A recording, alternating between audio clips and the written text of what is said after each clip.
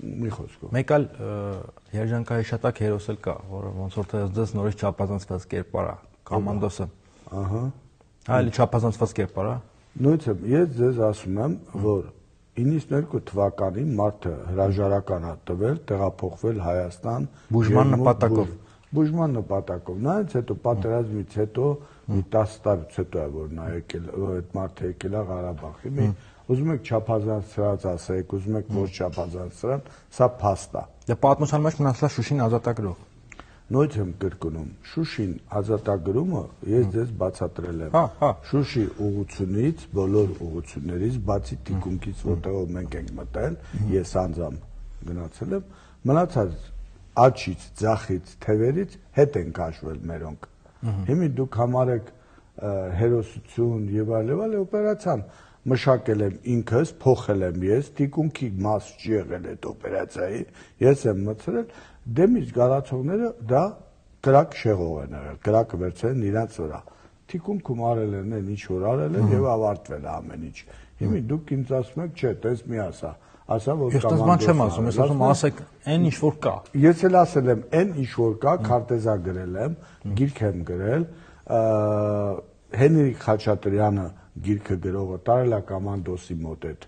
քարտեզը, այդ գրածը, ծանոթացել է մարդը ասել է, այո, ոնց գրել է, տենց է եղել։ Դուք էլ անունը հարսանիք լեռներում չեք դրել։ Տենց բան գոյություն չունի։ Այդ մեր երևակայությունն է վառ։ Այո, ձեզ հեքիաթ եմ պատմել, դուք էլ հավատացեք։ Մեզ այլ ընտրանք չունեինք, եթե չլուծվեր Շուշի խնդիրը, ապա եւ Ղարաբաղը ընդհանրապես այդ օղակից չէր կարա դուրս գալ եւ ժողովուրդը չէր կարա փրկվել անգամ Բաքուի շրջափակման մեջ էի, Շուշին դա այն ճանապարհն էր, որը Հայաստանի հետ կապում էր, եւ դա մենք այլ ընտրանք չունեինք։ Հենց դա էր, որ մեզ պարտադրվեց մշակել օպերացիա, Սերժ Սարգսյանը եւ Արկադի Տեր-Թադևոսյանը, որոնք այն ժամանակ ղեկավարում էին ընդհանուր բանակը, Ղարաբաղի այդ կազմավորումները,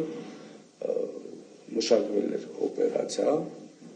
Շուշի ազատագրման համար։ Ես առանց իրավունքի պետք է գերագույն խորհուրդը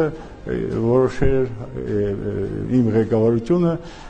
ով պետք է որոշեր, ես չհասկացա ով որոշեց, բայց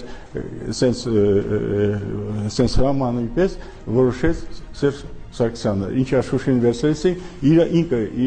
սաղը իրա վրա վերցրեց։ Այն ժամանակ Արցախի ղեկավարության Ռոբերտ Քոչարյանի, ինքնապաշտպանության ուժերի հրամանատարի Սերժ Սարգսյանի,